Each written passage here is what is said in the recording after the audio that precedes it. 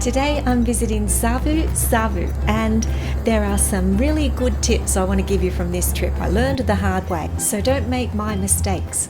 The day starts with a tender ride, so get your ticket early if you want to disembark in one of the first few tenders. When you get off the tender, be careful. This gangway is very narrow. It kind of floats on the water. There are no grab rails, so if you're unsteady on your feet, be careful. It does fit a wheelchair, as you can see. You just walk out into this area where there is some cool water and somewhere to sit, but not much else other than the friendly greetings of the local Fijian people.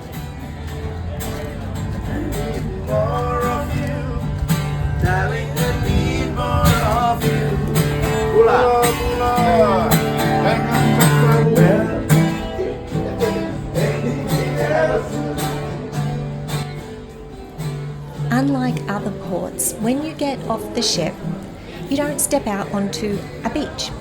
You go through this building and you can see the water. It is right there, and you can see how close the ship actually is to port.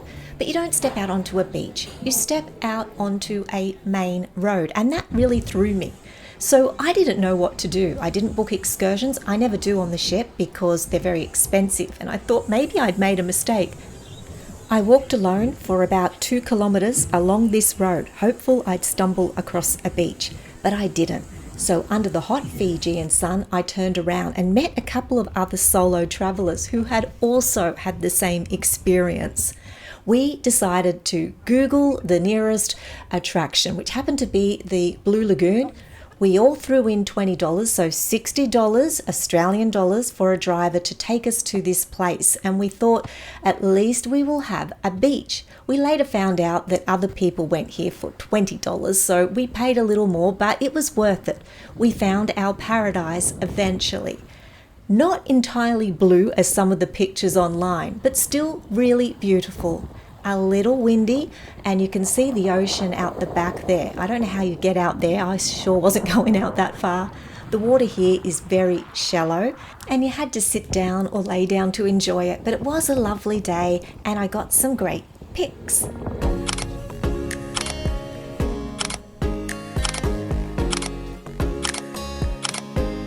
Well, some great pics. So the Blue Lagoon is about 15 minutes by taxi, easy to get to, and the driver does wait for you and returns you to the port. It's a quiet, sheltered beach just outside town, and as you can see, it's great for relaxing and to get away from the crowds. I went for a walk up the beach and I found this resort, which I think is called the John Michel Cousteau Resort. It opens out onto the water, but you can see there is no one here, and this is on a day where the ship is in port. It is beautiful, calm, quiet, peaceful, everything that I was looking for, and I am so glad that I found the other solo travelers and we decided to go here. After a couple of hours, our driver took us back to the port, where we walked 5 minutes to find these geothermal pools that bubble up, hot springs. They're right down the road in the town centre, so close to find, but they really weren't what I was expecting. They're not thermal pools that you swim in, although this crab I think tried to and learned the hard way.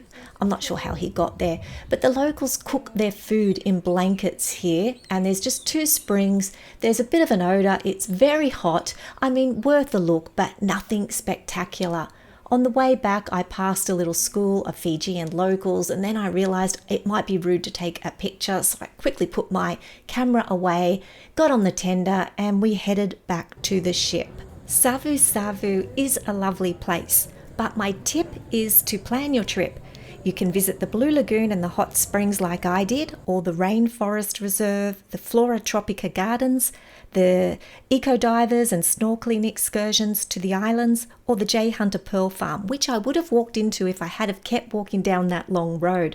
But you do not step out onto a golden beach like you do in Dravuni and Mystery Island, which is where I was before we went to Savusavu, and which is where we will visit in my next 2 videos. So I hope to see you there. Until then, take care of yourself and happy sailing.